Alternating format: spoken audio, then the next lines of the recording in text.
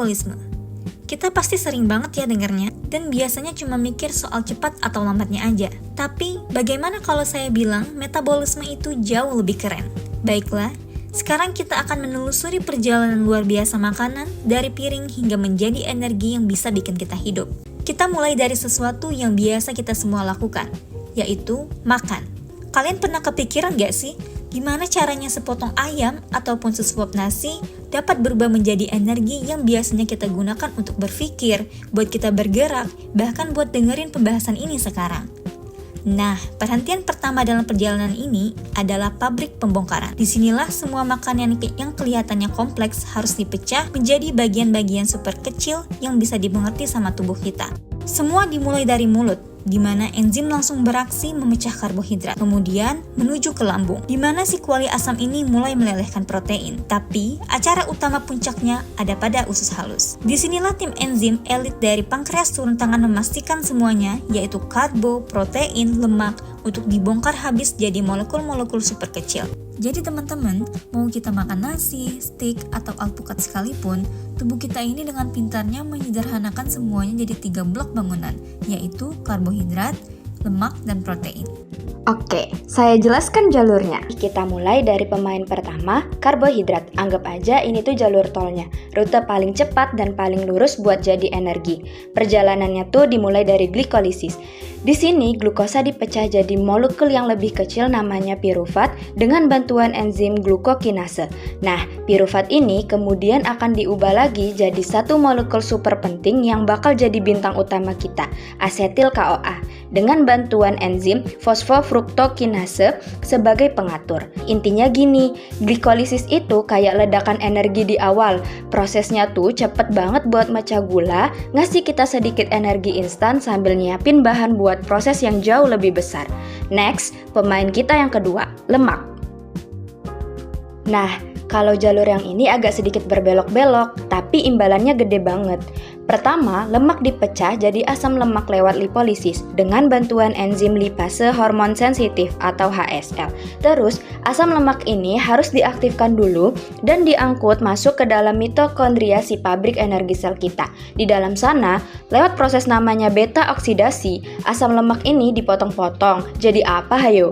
Yap, bener banget, asetil CoA lagi. Molekul yang sama persis kayak dari karbohidrat tadi. Tapi gimana ceritanya asam lemak bisa masuk ke mitokondria? Ternyata mereka butuh tumbangan khusus. Disinilah peran si karitin shuttle. Bayangin aja ini tuh kayak kapal feri yang tugasnya nyeberangi asam lemak lewat sungai membran mitokondria biar bisa diproses jadi energi. Dan pemain kita yang terakhir, protein. Sejujurnya protein ini bukan pilihan utama tubuh buat energi. Dia baru dipanggil buat jadi bahan bakar kalau stok karbohidrat dan lemak udah mulai menipis. Nah, sebelum protein bisa dipakai, ada satu syarat unik nih, deaminasi. Jadi, bagian nitrogen dari asam amino itu harus dibuang dulu dengan bantuan enzim asam amino transferase dan glutamat dehidrogenase. Proses ini menghasilkan karbon dioksida yang kita hembuskan, ngasih sedikit ATP langsung, dan yang paling penting, memanen elektron-elektron berenergi tinggi. Bayangin aja, elektron ini kayak power bank kecil yang nanti bakal dipakai buat meng-charge sebagian besar energi kita di tahap akhir. Oke, kita tadi udah tahu apa prosesnya dan gimana sih caranya. Sekarang, yuk kita kenalan juga sama siapa yang mengatur semuanya.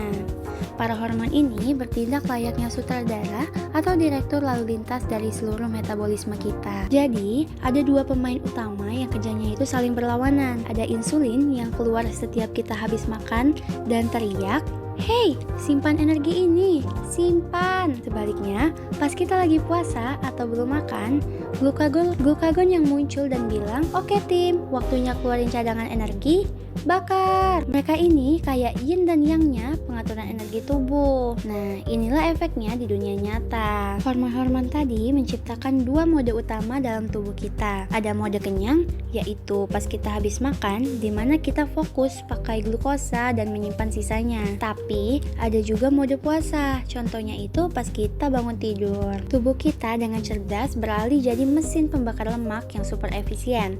Tentu aja, bukan cuma mereka berdua. ada juga tim pendukungnya. Adrenalin itu ibarat tombol turbo buat energi instan. Kortisol, si hormon stres, dia bakal maksa cadangan energi keluar pas kita lagi tertekan. Dan hormon tiroid, anggap aja itu pedal gas yang ngatur seberapa cepat keseluruhan mesin metabolisme kita berjalan. Oke, sekarang kita sampai ke bagian yang paling seru. Gimana caranya semua ini berlaku di kehidupan kita sehari-hari? Mari kita lihat gimana pilihan kita. Apa yang kita makan, gimana kita bergerak, itu jadi perintah langsung buat sistem metabolisme yang canggih ini. Pernah nggak sih mikir, pas olahraga kita pakai bahan bakar apa? Gini, untuk aktivitas santai kayak jalan cepat, tubuh kita lebih suka bakar lemak efisien dan tahan lama. Tapi begitu kita nge-sprint atau latihan intensitas tinggi, tubuh butuh energi secepat kilat. Nah, disitulah dia langsung beralih pakai karbohidrat alias glukosa sebagai bahan bakar utamanya. Dan tentu saja, apa yang kita makan itu adalah instruksi paling jelas buat metabolisme kita. Gini deh mikirnya, tubuh kita tuh pintar, dia bakal beradaptasi kalau kita kasih banyak karbohidrat. Dia bakal jago nyimpan kelebihannya jadi lemak. Kalau kita kasih banyak lemak, dia bakal jadi ahli bahan bakar. Ini bukti betapa fleksibelnya metabolisme kita. Dia akan pakai bahan bakar apapun yang paling banyak kita kasih. Dan kalau kita harus milih salah satu organ yang jadi CEO dari semua operasi ini, jawabannya adalah hati. Hati itu manajer metabolik utama kita. Dialah yang memutuskan. Glukosa ini disimpan, lemak itu dibakar, atau protein ini diubah menjadi energi. Semua keputusan besar terjadi di sini. Jadi, apa kesimpulan utamanya? Yuk kita berhenti melihat metabolisme cuma sebagai kalkulator kalori yang kaku. Anggaplah metabolisme kita sebagai sebuah orkestra yang cerdas dan dinamis. Dia mendengarkan semua yang kita lakukan, apa yang kita makan, seberapa sering kita bergerak, bahkan tingkat stres kita. Dan dia akan merespon, artinya kita yang pegang kendali. Ini membawa kita ke pemikiran terakhir, kalau metabolisme itu adalah sebuah percakapan antara pilihan hidup kita dan biologi tubuh kita. Pertanyaan terpentingnya adalah, apa yang sedang Anda sampaikan ke tubuh? Dan yang lebih penting lagi, apakah Anda meluangkan waktu untuk mendengarkan jawabannya? Karena kunci kesehatan sejati adalah bekerja bersama tubuh kita, bukan melawannya.